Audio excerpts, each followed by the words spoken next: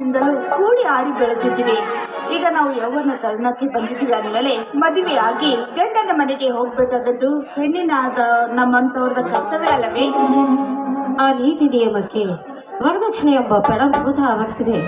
ನೀವೇ ನಿಮ್ಮ ಅಣ್ಣನವರು ಹಣವಂತರು, ಬೇಕಾದಷ್ಟು ವರದಕ್ಷಿಣೆ ಕೊಟ್ಟು ಮದುವೆ ಮಾಡುತ್ತಾರೆ. ಆದರೆ ನನ್ನಂತಹ ಬಡವಳನ್ನು ವರದಕ್ಷಿಣೆ ಇಲ್ಲದೆ ಯಾರು ಮದುವೆ ಆಗುತ್ತಾರೆ ಈಗಿನ ಕಾಲದಲ್ಲಿ?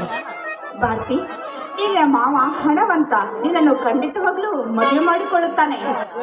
ಅವನೊಬ್ಬ ನರ ರಾಕ್ಷಸ. ನನ್ನ ತಾಯಿ ಮನೆ ಬಿಟ್ಟು ಓಡಿ ಬಂದು ಮದುವೆ ಆದಳು ಅನ್ನುವ ಕಾರಣಕ್ಕೆ ಖಂಡಿತ ಅವನು ನನ್ನನ್ನು ಮದುವೆ ಆಗೋದಕ್ಕೆ ಒಪ್ಪುವುದಿಲ್ಲ. ಒಂದು ಬಿಡಿಗಾಸು ಕೂಡ ಕೊಡದ ಅವನು ಮದುವೆಯಾಗುತ್ತಾನ. ಅದೆಲ್ಲೋ ನಿನ್ನ ಭ್ರಮೆ. ಏನೋ ನೀನು ಮನಸ್ಸು ಮಾಡಿದ್ರೆ ನನ್ನ ಮದುವೆ ಆಗಬಹುದು. ನನ್ನ ಮದುವೆ ನೆರವೇರಿಸಿದೆಯಾ? ಅದೇನು ಅಂತ ನಿಸ್ಸಂಕೋಚವಾಗಿ ಕೇಳು, ನಾನು ನಡೆಸ್ಕೊಡ್ತೀನಿ. ಆಯ್ತೆ? ನೋಡು ಭಾರತಿ, ನಾನು ನಿಮ್ಮ ಅಣ್ಣ ಅಶೋಕನನ್ನ ಮನಸಾರೆ ಪ್ರೀತಿಸುತ್ತಿದ್ದೇನೆ. ಒಲಿದ ಜೀವಗಳನ್ನು ಒಂದುಗೂಡಿಸಿದರೆ ವರದಕ್ಷಿಣೆಯ ಪರಿತಾಪಕ್ಕೆ ಸಿಕ್ಕ ಈ ಭಾರತೀಯ ಬಾಳು ಹಸನಾಗುತ್ತದೆ.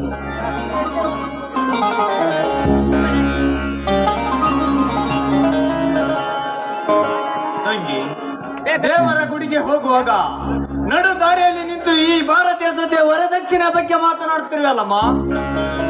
ಅಣ್ಣ, ನೀನೊಂದು ನನ್ನ ಕೆಲಸ ಮಾಡಿಕೊಡ್ಬೇಕು. ನಾನು ಯಾವ ಕೆಲಸ ಮಾಡಬೇಕು ಹೇಳಮ್ಮ. ಈ ನಿನ್ನ ಅಣ್ಣ. ಅಣ್ಣ, ಇವಳು ನನ್ನ ಗೆಳತಿ.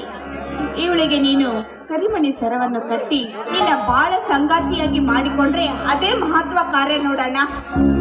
ತಂಗಿ, ನಿನ್ನ ಮಾತಿನಂತೆ ಭಾರತನ ನನ್ನ ಬಾಳ ಸಂಗಾತಿಯಾಗಿ ಮಾಡಿಕೊಳ್ಳುವೆ. ಆಯ್ತಣ್ಣ, ನೀವಿಬ್ರು ಮಾತಾಡ್ತಾ ಇರಿ, ನಾನು ಸ್ವಲ್ಪ ದೇವಸ್ಥಾನಕ್ಕೆ ಹೋಗಿ ಬರ್ತೀನಿ. ಆಗ್ಲಿ ಅಮ್ಮ. ಅಶೋಕ್, ನಿಮ್ಮ ತಂಗಿ ಹೇಳಿದಳು ಅಂತ ಒಂದು ಮಾತಿಗೆ ನನ್ನನ್ನು ಮದುವೆಯಾಗೋದಕ್ಕೆ ನೀವು ಒಪ್ಪಿಗೆ ನೀಡಿದ್ರಿ.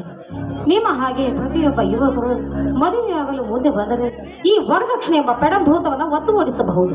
ಭಾರತಿ, ವರದಕ್ಷಿಣೆ ವರ ಉಪಚಾರ ಎಂದು ಅನೇಕ ಹೆಣ್ಣು ಎತ್ತವರ ಗೋಡನ್ನು ಕತ್ತರಿಸಿ ದರಿದ್ರದ ದುಡ್ಡನ್ನು ತಿನ್ನುವ ತೆರೆ ಹಿಡಿಕರನ್ನು ನಾ ಬಲ್ಲೆ ಈ ಸಮಾಜದಲ್ಲಿ. ಆದರೆ ಈ ಅನಿಷ್ಟ ಸಂಪ್ರದಾಯಕ್ಕೆ ಮಾನವಂತ ಮಹಿಳೆಯರ ಕೈಯಲ್ಲಿ ಖಡ್ಗವನ್ನು ಹಿಡಿದು ವರದಕ್ಷಿಣೆ ಕೇಳುವ ಲುಚ್ಚ ನನ್ನ ಮಕ್ಕಳ ರೊಂಡ ಚಂಡ ಆಡಿದಾಗಲೇ ಈ ಪದ ನಿರ್ನಾಮ. ನಿಮ್ಮ ಮಾತು 100% ಸತ್ಯ. ನೋಡಿ, ವರದಕ್ಷಿಣೆ ಅನ್ನೋ ಪದಕ್ಕೆ ಸ್ವಲ್ಪ ಬೆಲೆ ಕೊಡದೆ ನನ್ನಂತಹ ನಿರ್ಗತಗಳ ಕೊರಳಿಗೆ ಮಾಂಗಲ್ಯ ಕಟ್ಟುವುದಕ್ಕೆ ನೀವು ಮುಂದಾಗಿದ್ದೀರಾ. ನೀವೇ ನನ್ನ ಪಾಲಿನ ಪರಮೇಶ್ವರ. ನೀವೇ ಸ್ವರ್ಗ ಅಂತ ಭ್ರಮಿಸಿ ಬಂದ ಭ್ರಮರ ನಾನು. ಭಾರತಿ, ನಾನೇ ಸ್ವರ್ಗ ಎಂದು ಭ್ರಮಿಸಿ ಬಂದ ಭ್ರಮರ ನೀನಾದರೆ ನನಗೆ ನೀ ಬಯಸಿ ಬಂದ ಭಾಗ್ಯ ಅಂದಾಗ ನನ್ನ ಕಂಕಣ ಬಲ ಆ ದೈವ ಸಂಕಲ್ಪ ಮೀರುವುದೇ ಚಿನ್ನ. ಇದೇ ಸಂತೋಷದ ಸಮಯದಲ್ಲಿ ಇನ್ನ ಮಧುರ ಕಂಠದಿಂದ ಹೊರಬರಲಿ ಒಂದು ಪ್ರೇಮ ಗೀತೆ.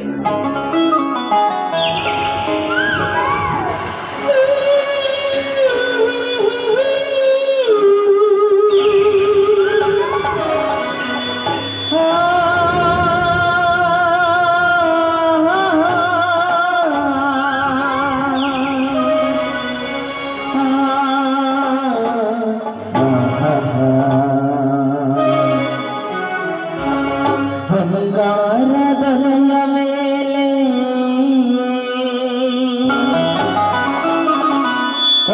ಗಾಳಿ ಬೀಸಿ ಬಂತು, ಸಂಗಾತಿ ನನ್ನೆಡೆಗೆ ತಂತು ತಂತು.